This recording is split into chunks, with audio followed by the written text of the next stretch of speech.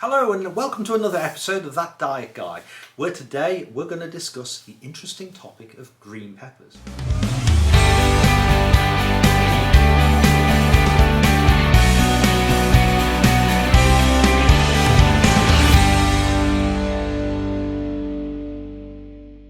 No, seriously guys, green peppers.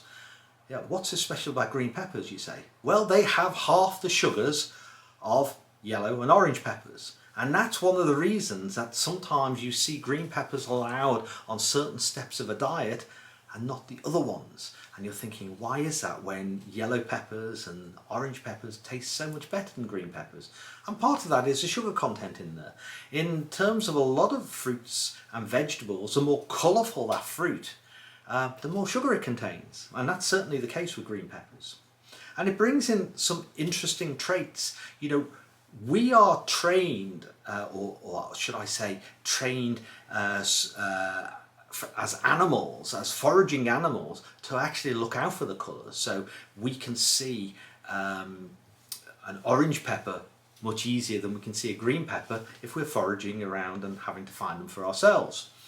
And one of the reasons that our eyesight and things have been programmed in that way is that typically when we're foraging for foods, we're going to look for the most nutritious and the foods that contain the most energies, and that's where the colours come in.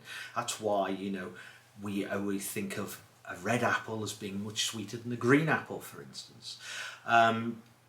Interesting though, that programming sometimes comes out in weird ways. One of the programmings that we have is to not take anything too much of the same colour. So if we see a load of berries on a tree and we didn't know what they were, we'd only eat a few of each different colour. That way, subconsciously we've been programmed that it's not likely to kill us if we find one that actually makes us very violently ill if we don't know what berry it is that we're eating.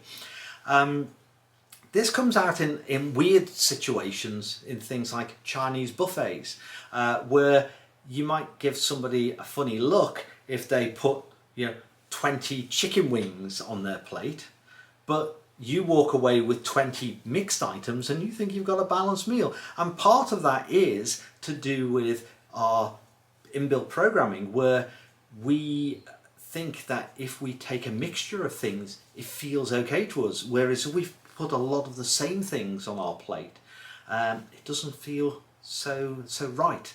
And lots of studies have been done on this with multiple things like M&Ms and Smarties, where they've given them out at conferences, and the mixed bowls of these sweets when we were all allowed to get together in conferences and things were actually eaten much faster than when they put bowls of single coloured sweets out.